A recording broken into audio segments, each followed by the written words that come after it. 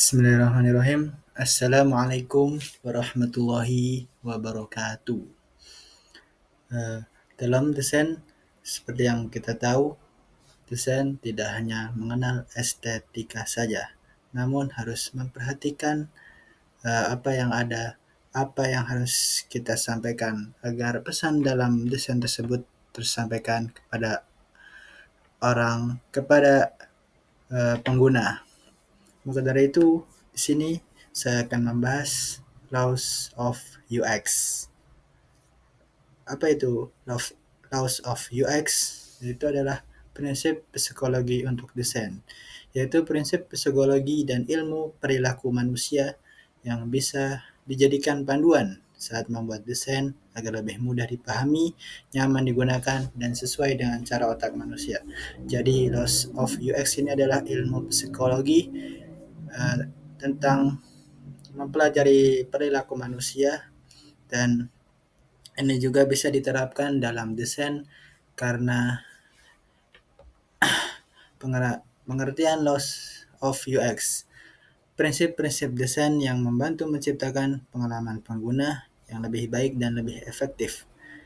Prinsip-prinsip pada law of UX ini disandarkan pada psikologi kognitif dan perilaku manusia yang nantinya membantu desainer dalam memahami dan memanfaatkan cara kerja pikiran manusia dalam mengolah informasi, berinteraksi dengan antarmuka, dan membuat keputusan, sehingga nantinya desainer mampu membuat antarmuka yang intuitif dan mudah digunakan. Jadi, laws of UX itu adalah ilmu psikologi yang membantu seorang desainer memahami cara kerja otak manusia, yang dimana nanti mereka para desainer menerapkan prinsip ini kepada desain mereka agar cocok kepada otak manusia. Intinya, laws of UX membantu desainer menciptakan pengalaman yang ramah bagi pengguna dengan memahami cara orang berpikir, melihat, dan berinteraksi dengan produk. Ada ada 8 jenis laws of UX secara umum. Yang pertama adalah Hicks Law, Fitts Law, Jacob Laws, Miller Laws, Van Rester's Effects, prinsip Zeigarnik, Cyril Position Effect, dan Aesthetic Stability Effects. 8 ini adalah secara umum, secara garis besar. Tentunya Law of UX tidak hanya 8 ini, tapi masih banyak lagi. Tapi secara umum, Law of UX memiliki 8 garis besar. Jadi, kalau kita tahu hukum Law of UX ini, kita jadi punya landasan. Kenapa sih kita taruh tombol di sini? Kenapa sih warna tombolnya ini? Kenapa sih bikin desain seperti ini? Kenapa rancangnya seperti ini? Kita jadi tahu alasan, landasan, asas, dalil dari perilaku kita membuat desain. Kita akan membahas satu persatu. Dari yang pertama adalah Hicks Law, hukum Hicks.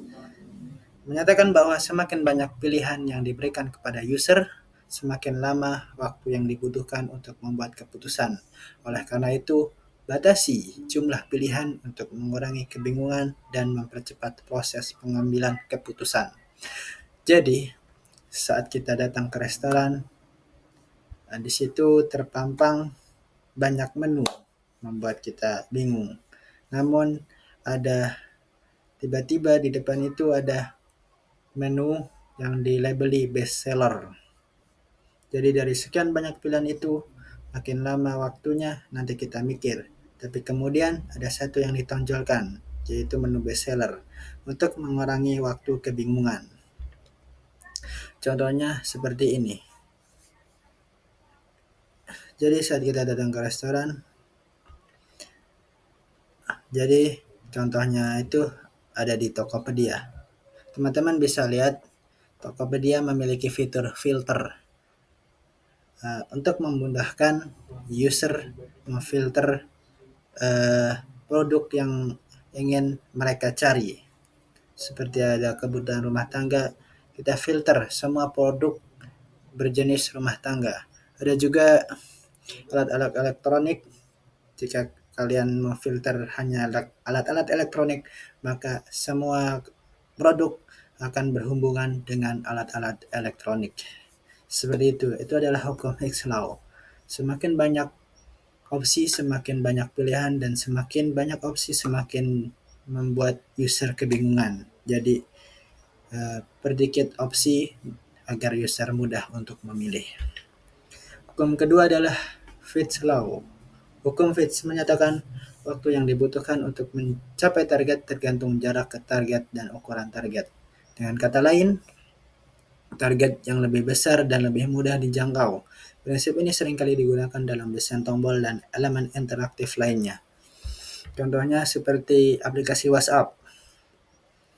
Di WhatsApp itu diterapkan hukum Fitts Law. Kenapa ada tombol pada chat bar-nya itu di kanan bawah? Kenapa tombol chat bar-nya itu di kanan bawah? Karena agar memudahkan pengguna, agar mudah diakses karena dekat dengan jempol. Karena tujuan WhatsApp itu adalah chat, berhubungan dengan orang yang jauh, berkomunikasi dengan orang yang jauh, maka tombol bar chat ditaruh di pojok kanan bawah yang dekat dengan jempol sehingga memudahkan pengguna untuk menggunakannya. Jika kalau teman-teman lihat ada tombol kamera di atas dan tombol hamburger itu ditaruh di atas karena itu opsi sekundari, tombol yang tidak terlalu sering digunakan, bahkan jarang, maka dari itu ditaruh di atas. Dan tombol bar chat di dekat jempol karena itu adalah tombol yang sering digunakan user sehingga memudahkan user untuk menggunakannya. Kemudian yang ketiga itu adalah hukum Jacobs, menyatakan bahwa pengguna lebih sering menggunakan situs lain sehingga mereka mengharapkan situs baru yang mereka kunjungi berfungsi serupa dengan yang sudah mereka kenal. Konsistensi antar situs memudahkan pengguna dalam navigasi dan penggunaan. Jika kalian tahu situs-situs atau aplikasi-aplikasi e-commerce also lainnya itu bermiripan seperti contoh berikut ini. Itu ada aplikasi Tokopedia dan Shopee. Itu aplikasinya bermiripan. Jadi otak kita disungguhkan seperti ini, maka otak kita merespon Tokopedia dan Shopee itu adalah fungsinya sama, yaitu untuk belanja online karena bermiripan. Jadi otak kita langsung merespon seperti itu. Itu adalah hukum Jacobs Law. Yang keempat adalah Miller's Law, hukum Millers, menyatakan bahwa rata-rata orang dapat menyimpan 7 item dalam memori otak. Oleh karena itu, UI atau antarmuka harus dirancang untuk tidak membebani pengguna dengan terlalu banyak informasi sekaligus. Ya, hukum ini bermiripan seperti hukum yang pertama tadi, Hicks Law, itu semakin banyak opsi, semakin lama untuk memikir. Maka dari itu, jika kalian membuat UI, user interface atau antarmuka, itu jangan terlalu banyak menu sekaligus. Jangan banyak menu sekaligus, di garis bawah sekaligus. Jika kalian ingin banyak menu, kalian bisa membuat seperti Tokopedia ini ada filter atau kalian klik ntar ada menu-menu lainnya. Jadi kalian kelompokkan dulu dengan jenisnya, habis itu kalian sesuai jenisnya ntar bercabang lagi. Jadi hukum ini seperti hukum Hicks Law tadi. Semakin banyak opsi, semakin banyak pilihan, semakin lama kita memilih. Hukum selanjutnya adalah Van Leeuwenhoek's Effect. menyatakan bahwa item yang berbeda atau menonjol di antara item-item lainnya lebih mudah diingat. Sesuatu yang unik atau memiliki kontras warna berbeda akan lebih mudah menarik perhatian pengguna. Kalian pasti tahuan ada berita-berita unik, pasti kita lebih mengingat berita-berita yang berbeda gitu. Itu kejadian-kejadian langka yang unik, yang jarang terjadi, pasti ada lebih kuat ingatan kita dibandingkan berita-berita lainnya secara umum yang sudah sering terjadi. Contohnya seperti ini, Van Ressler Effect. Jadi si desainer membuat desain yang menonjolkan itu agar dengan tujuan pengguna lebih memilih apa yang ditonjolkan. Seperti contoh ini, mereka menonjolkan bisnis dengan tujuan pengguna memilih opsi ini. Itu adalah hukum Van Ressler Effect. Yang selanjutnya adalah prinsip Zeigarnik. Menyatakan bahwa orang-orang lebih cenderung mengingat tugas yang belum selesai.